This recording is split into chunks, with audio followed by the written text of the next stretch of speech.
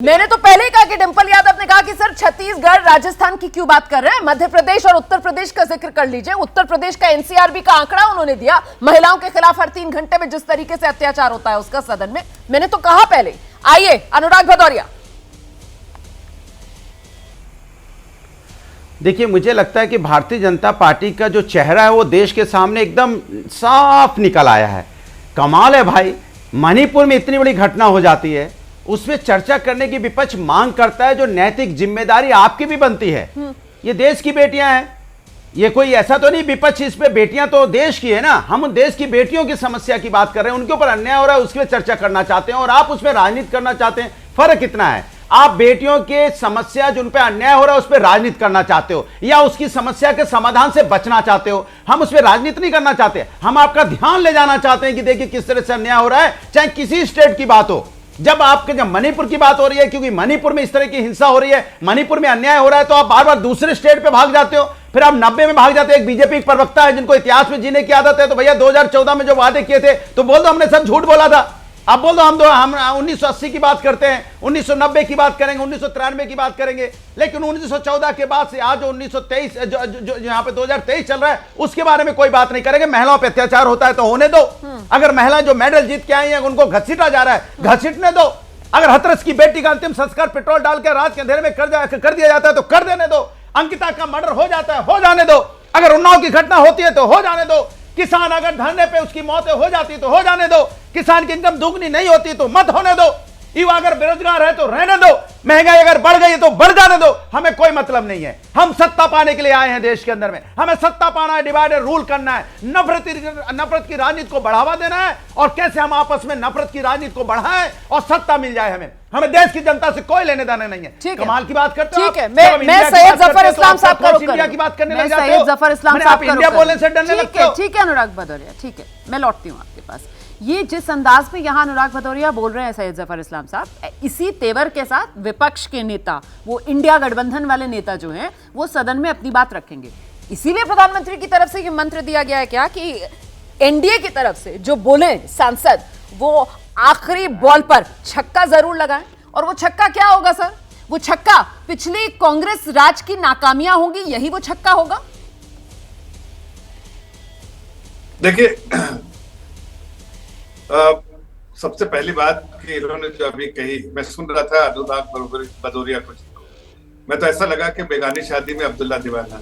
जिस पार्टी को 2 सीट नहीं है उत्तर प्रदेश में, वो पार्टी इतना उछल रही है, ऐसा लग रहा है कि पता नहीं क्या इन्होंने कारनामा करना, और इस बात तो वो भी खत्म से मट जाएंगे, 0 में से मट जाएंगे। आप देखिएगा, एक भी सीट नहीं आने वाली है इस पार्टी को उत्तर प्रदेश में। हकीकत तो है क्या ये ऐसी सब पार्टियां यहाँ जुड़ गई हैं जिनका जमीन में बिल्कुल कॉन्फिडेंस लोगों का खो चुके हैं। आपको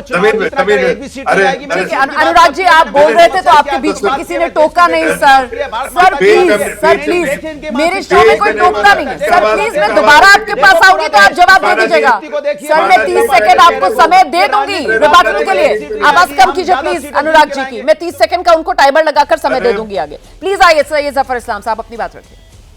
मैं तो इतना कह रहा हूँ कि जो पार्टियां आज चल रही है, ये सोचती हैं कि किसी न किसी तरह से इसको 2024 में बनाएंगे। अच्छा। हकीकत तो है कि हमने कहा ना, हम सब को एक्सपोज करने वाले हैं।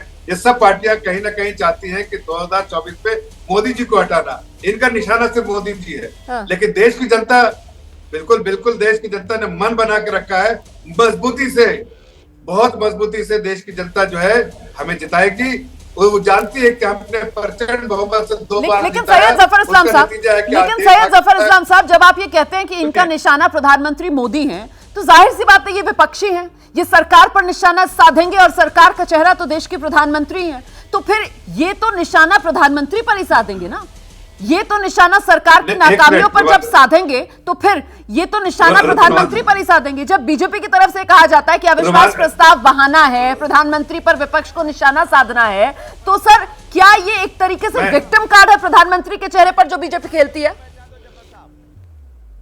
नहीं तो आप इनको बता दीजिए क्या, इनको बता दीजिए, इनको बता दीजिए। आप इनको पहचानते हो जिनका नाम नहीं लेना चाहते आप, इनको पहचान रहे हो? ये कौन है? ठीक है, जफर ठीक साहब, है। ये कौन है? इनका नाम मैं अभी क्या है? आपकी बात करवाती इनका हूँ नाम मालूम है जफर कि नहीं? इस्लाम साहब से, मैं अभी आपकी बात नाम करवाती मालूम हूँ, है? लेकिन नाम पहले और जफर नाम इस्लाम बता को दो जवाब दोस्तों। देने दीजिए। एक मिनट अनुराग जी, प्लीज आइए जफर इस्लाम साहब। मेरे प्रधानमंत्री मेरे पास नरेंद्र टीवी मोदी नहीं का है, चेहरा मैं आगे देखता हूं, करके मैं क्या आप- बीजेपी विक्टिम कार्ड खेलने की जुगत में है? मेरा सवाल ये है, वो देश के नहीं, प्रधानमंत्री नहीं, हैं, उनकी नहीं, जिम्मेदारी नहीं, है। नहीं, अगर विपक्ष एक अविश्वास मिनट, प्रस्ताव लेकर आता है और प्रधानमंत्री पर निशाना साधता है तो इसमें क्या गलत है? मैंने कहा गलत है। आपने नो कॉन्फिडेंस लेकर आए हैं, चर्चा होगी, चर्चा करेंगे, चर्चा में एक्सपोज होंगे वो। आपने नो कॉन्फिडेंस मोशन, मैंने कहा ना उन्होंने सेल कॉल किया है, हाँ। उन्होंने नो कॉन्फिडेंस मोशन पर बुलाया है। हाँ। हम तो चर्चा करना चाहते थे मणिपुर पे, ठीक है। उन्होंने चर्चा नहीं किया, उन्होंने डिस्टर्ब किया पार्लियामेंट। ठीक अब है। उन्होंने नो कॉन्फिडेंस मोशन दिया है तो सरकार को कटघरे में खड़ा किया है, तो ठीक सरकार है। जवाब देगी। ठीक है, और सर। उसी जवाब देने में ये सारे लोग ये जो अपने अपनी राजनीति चमकाने के लिए जो कर रहे हैं कोशिश, ये सारे वही पस्त हो जाएंगे, इसलिए कि पस्त होना उनका लाजमी है। जैसे ही घड़ी का काटा दोपहर 2:30 पे आए, बबीता जी का दिल सास बहू साजिश के लिए मचल जाए। और ये है इनकी बहू, पूरे दिन ऑफिस की टेंशन हो जाए गॉन जब ये करें अपना फेवरेट शो फ्री टाइम पे ऑन। इनकी तरह आप भी देखिए अपना फेवरेट शो अपने टाइम पर और डाउनलोड कीजिए एबीपी लाइव ऐप अपने स्मार्ट टीवी पर।